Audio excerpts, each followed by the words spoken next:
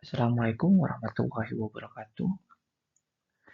Pada minggu ini kita akan fokus mengenai perencanaan SDM dalam bisnis startup. Jadi, tim project untuk minggu ini adalah membuat rancangan manajemen SDM untuk kebutuhan sumber daya manusia di setiap kelompok. Jadi, dalam mengembangkan rancangan kebutuhan SDM ini, teman-teman harus bisa membayangkan bagaimana operasional bisnis dari setiap bisnis yang sudah dibuat. Terus ngapain aja di project ini? Yang pertama adalah teman-teman buat struktur organisasi yang dibutuhkan seperti apa. Yang kedua adalah buat list jabatan dalam struktur organisasi tersebut. Buatlah job description dan kualifikasi yang dibutuhkan. Dan plus seluruh anggota tim pada setiap jabatan yang ada. Jadi di sini teman-teman diminta untuk menjelaskan tugas dan wewenang, serta kompetensi yang dibutuhkan pada masing-masing jabatan pada organisasi teman-teman. Rumuskan posisi-posisi dalam perusahaan startup yang sudah dibuat, dan bagaimana dapat menjalankan bisnisnya dari setiap bisnis atau posisi-posisi yang sudah ada. Nanti boleh ditambahkan foto atau bikin desain sebagus mungkin. Yang pertama, teman-teman membuat sebuah struktur organisasi untuk bisnis masing-masing kelompok yang nantinya teman-teman menggambarkan bagaimana posisi setiap orang dalam organisasi. Jadi, pertama teman-teman harus membayangkan bisnis bagaimana ini berjalan dan struktur organisasi nantinya bagaimana. Tujuannya adalah teman-teman bisa nanti mengetahui bagaimana atau apa peran setiap individu dalam organisasi. Mungkin nanti bisa dibuat semenarik mungkin dengan foto ataupun dengan desain-desain yang menarik nantinya. Manfaat dari struktur organisasi itu nantinya diharapkan mampu memberikan gambaran yang baik terkait peran setiap individu dalam organisasi, yang nantinya struktur itu juga akan memberikan keleluasaan untuk membangun komunikasi yang lebih baik antar anggota dalam satu organisasi. Yang kedua, nantinya akan jelas nih wewenangnya, posisinya, sehingga hubungan pelaporan juga semakin jelas.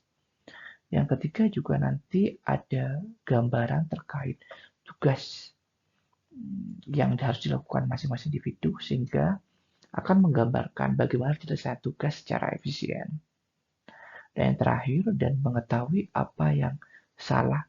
Jadi ketika itu beroperasional, mana nantinya yang menjadi hambatan atau kesalahan dari setiap orang nanti akan jelas. Setelah struktur organisasi, teman-teman diminta untuk menjabarkan setiap posisi atau jabatan tadi yang sudah dibuat di struktur organisasi ke dalam format seperti ini. Jadi ada jabatannya, misal di sini ada Business Development Officer. Kemudian teman-teman juga buat deskripsinya apa, jabatan ini tentang apa. Di sini misalnya Business Development itu adalah memastikan bagaimana perusahaan dapat berkembang secara terus-menerus. Jadi ada deskripsi singkat di sini. Kemudian yang berikutnya ada tanggung jawab. Seorang Business Development Officer itu kerjanya ngapain aja nantinya. Tanggung jawabnya apa? Bisa diformulasikan A, B, C, D atau 1, 2, 3, 4. Dan berikutnya adalah kualifikasi atau kompetensi yang dibutuhkan dari Business Development Officer yang tadi. Jadi, di sini teman-teman diminta untuk menjabarkan setiap jabatan yang ada di struktur organisasi, kemudian mendeskripsikannya seperti apa singkatnya, kemudian ada tanggung jawabnya, kemudian kualifikasi atau kompetensi yang dibutuhkan. Dalam penyusunan kompetensi dan kualifikasi yang dibutuhkan, kita harus fokus pada pekerjaan apa yang dilakukan, tanggung jawab apa yang dilakukan. Saya mendefinisikan kompetensi atau kualifikasi dibutuhkan menjadi 3 bagian. Yang pertama adalah skill atau kemampuan, yang kedua pengetahuan, yang ketiga adalah perilaku dan sikap. Jadi, definisikan skill, kemampuan, pengetahuan, dan perilaku yang dibutuhkan untuk mengerjakan pekerjaan tersebut. Misalnya nih, kita udah bikin satu definisi tanggung jawabnya atau pekerjaannya adalah memasarkan produk atau layanan ke konsumen. PT ABC misalnya perusahaannya atau bisnisnya, PT ABC di sini bergerak di bisnis financial technology. Maka kita bisa menyusun nih kompetensi dan kualifikasi yang dibutuhkan. Skill kemampuannya apa aja?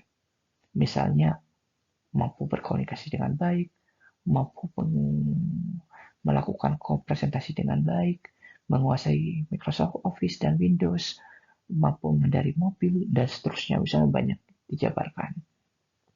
Kemudian dari aspek sikap dan perilaku apa aja yang dibutuhkan.